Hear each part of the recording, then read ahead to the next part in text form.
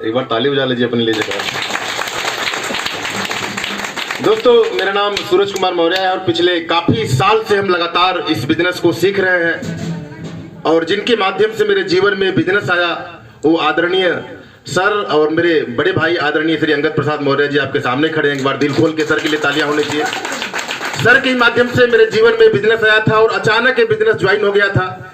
ये कहानी तो बड़ी लंबी है, लेकिन मुझे जब पता चला बाद में कि नहीं कैसे हमको लाया गया था, तो सर तो खड़े हैं, बगल में हमारी भाभी जी हैं, इनको आप देख रहे हैं। शायद इनकी शादी इनसे नहीं हुई होती तो हम आरसीए में नहीं आए होते। ये रिश्ता क्या कहलाता है दोस्तों? आरसीएम बिजनेस में जो पहले ज्वाइनिंग आप जानते हैं कि किट से हुआ करती थी, जो हमारे सीनियर साथी हैं जानते होंगे, और किट खरीदना पड़ता था और किट खरीदने के लिए शायद सर के पास पैसे नहीं रहे होंगे जहां तक मुझे लगता है। तो इनकी नई नई शादी हुई थी और शादी में जो रिवाज हमारे यहाँ तीज भेजने का है हिंदू धर्म में, तो उसमें साड़ी शायद खरीदने की जरूरत थी और सर शायद वो साड़ी आरसीएम से ही खरीदे थे। और जिस पिकअप सेंटर में गए थे शायद ये भी मालूम हुआ कि गिनी चुनी 5 साड़ी थी और शायद 4 साल पुरानी साड़ी थी। तो आप महिलाएं समझ सकते हैं कि कितनी अच्छी साड़ी वो रही होगी। लेकिन ये बेगर कुछ सोचे समझे शायद मुझे पता चला कि वो साड़ी को बैग में भर लिए। एक बड़ा सा बैग भी उसमें मिला था, ओपन चॉइस है किट का वो बैग भी साथ में था। उस फार्म उसमें एक साथ मिला, वो फार्म पे मेरा नाम भर के भीलवाड़ा चला गया। मेरी आरसीएम बिजनेस में ज्वाइनिंग हो गई, साड़ी शायद घर में आ गई और जहां गई शायद वहां से भी बहुत बुरा भला मिला सुनने के लिए। तो मैसेज क्या आपके लिए ये है दोस्तों कि वो साड़ी 1, 5, 6 या 4 जो भी साड़ी खरीदी गई थी, उस खराब साड़ी खरीदने के वजह से आज मेरी एक महीने की इनकम आरसीएम बिजनेस से 70 हजार रुपए तक की आई है। एक डिसीजन इंसान के जिंदगी को बदल सकता है और सर का एक डिसीजन ही मेरे जिंदगी को बदल दिया था। और आज मैं आपके बीच में हूं। मैं आरसीएम बिजनेस से पहले रोड पे सब्जी बेचने का काम किया करता था। 5वीं तक मेरी पढ़ाई लिखाई है। आज भी शुद्ध हिंदी लिखने मुझे नहीं आता है, लेकिन आरसीएम बिजनेस मिला और आरसीएम बिजनेस के साथ साथ ऐसे शख्सियत मिले आदरणीय हमारे बीच में हम लोग के ग्रेट गुरु दरोगा सर, एक बार सर के लिए तालियां होनी चाहिए। हमारे ग्रेट अपलाइन आदरणीय श्री बबलू सर, उनके लिए एक बार जोरदार तालियां होनी चाहिए। एक हमारे बीच में बहुत बड़ी पर्सनालिटी आज सर हमारे बीच में बैठे हुए हैं जिनसे मैंने इस बिजनेस में बहुत कुछ सीखा है। आदरणीय श्री केएन सर हमारे बीच में, एक बार उनके लिए जोरदार तालियां होनी चाहिए। दोस्तों, इन लोग के मार्गदर्शन में मैं इस बिजनेस को शुरुआत किया और सीखते गया और आज आपके बीच में है। और खास करके आज पूजा जी को मैं कहना चाहूंगा कि बहुत ही प्यारी टीम है। मतलब मैं जब से वहां बैठ के देख रहा हूं सारा प्रोग्राम, एक आप लोग का डांस, एक स्लाइड, और बहुत अच्छा लग रहा है। मतलब एक खुशनुमा चेहरे, एकदम अलग अंदाज, अलग प्यार, अलग मोहब्बत, मतलब सैल्यूट के काबिल है सर। एक बार जोरदार अपने लिए फिर से तालियां बजा लीजिए। थैंक यू पूजा जी, दिनेश जी, और बहुत तेजी से आप लोग आगे बढ़ने वाले हैं सर। और दिनेश सर से मेरी बात अभी रावटसगंज में हो रही थी, पूजा मैम का प्रोग्राम था, तो सर के कुछ चीजें मैंने जो सीखा वहां पे, बहुत ही अजीब चीज सीखा मैंने। और मैंने अपने आप में एक परिवर्तन किया कि शायद जो सर प्रोजेक्ट बता रहे हैं, देखिए आप तो यहाँ कैंप लगाने के हम बड़ी शौकीन थे न्यूट्री चार्ज के, और बिना अपनी औकात समझे चले गए पुलिस लाइन। सीधा एकदम गए डायरेक्ट कप्तान साहब जो होते हैं जिले के, एक एसपी होते हैं वो, उनके पास गए। और हमारे साथ में 2 बॉडीगार्ड थे हमारे। एक लड़की बहुत मॉडलिंग स्ट्रॉन्ग लड़की थी और एक लड़का वो भी ठीक ठाक, मोबिन सर को आप लोग जानते होंगे, वही थे मेरे साथ में। तो हम लोग जब वहां पहुंचे तो उनके प्यारों से जब मेरी बातचीत हुई, और मैं एकदम फिट इसी ड्रेस में था।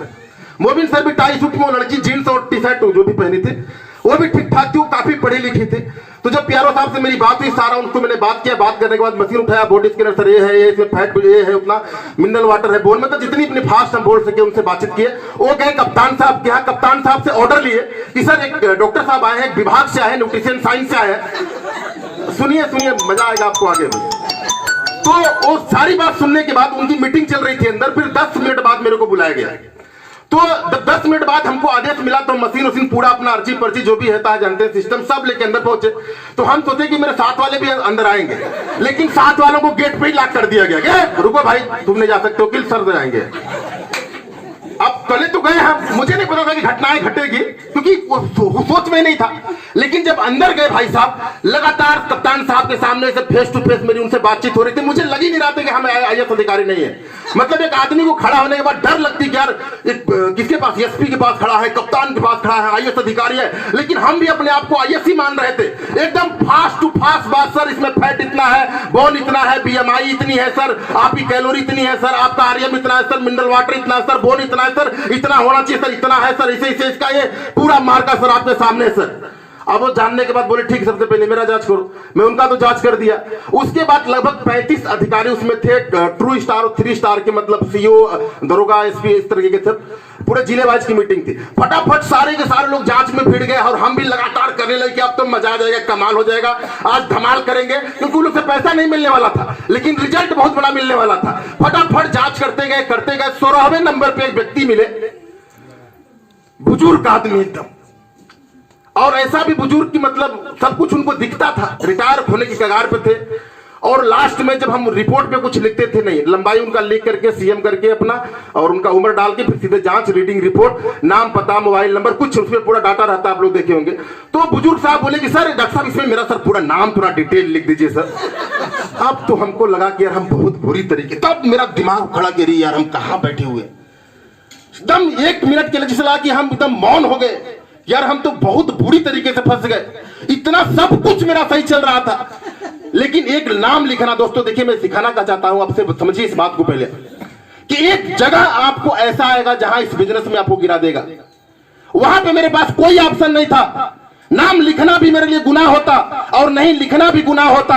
अगर नहीं लिखते तो उनके सामने पकड़े जाते और लिखते तो भी पकड़े जाते, और मेरे पढ़े लिखे ऑफिसर दोनों बाहर में खड़े थे। क्या करना चाहिए मुझे उस समय? मैंने बोला सर आप ही का नाम है सर, लिख लीजिएगा। और फिर साइड में खड़ा हो गया इस तरीके से। फिर लोग जांच वाले लगने लगे, लगते गए, सबका जो मैंने जांच कर लिया। और लास्ट में जैसे ही इधर कप्तान साहब, बीच में उनका टेबल सामने, हम जैसे ही उनके सामने बैठे तैसे ही बुजुर्ग साहब ले आके अपना रीडिंग रिपोर्ट था मेरे रिपोर्ट के ऊपर रख दिए। बोले सर आप तो खाली हो गए हैं, सर आप लिख दीजिए। अब तो और बुरी स्थिति हो गई, क्योंकि कप्तान साहब सामने देख रहे हैं, विभाग के लोग सामने देख रहे हैं।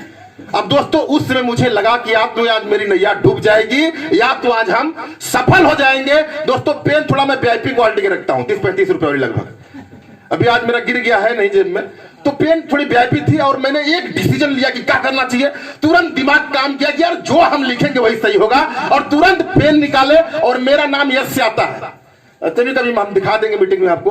मैंने यश लिख करके इतनी लाइनिंग लंबी लिख दी कि संतोष कुमार सिंह उनका नाम था, वो बताए थे कि संतोष कुमार सिंह नाम है। मैंने यश लिख के इतना लंबा, देखने वाले कप्तान साहब भी देखते रह गए, जो लिखवाने वाले व्यक्ति थे वो भी देखते रह गए, सामने के लोग भी देखते रह गए, लेकिन समझ नहीं पाए क्या लिखा हुआ है। लिखने वाले भी व्यक्ति को पता नहीं, लिखवाने वाले भी व्यक्ति को पता नहीं, देखने वाले भी व्यक्ति को पता नहीं। और दोस्तों रिजल्ट ये आया कि अगली बार कैंप लगा और 18,000 रुपए का ड्यूटी चार्ज भी था। ये है प्रोजेक्ट ऑफ माइंड। एक बार शानदार तालियां।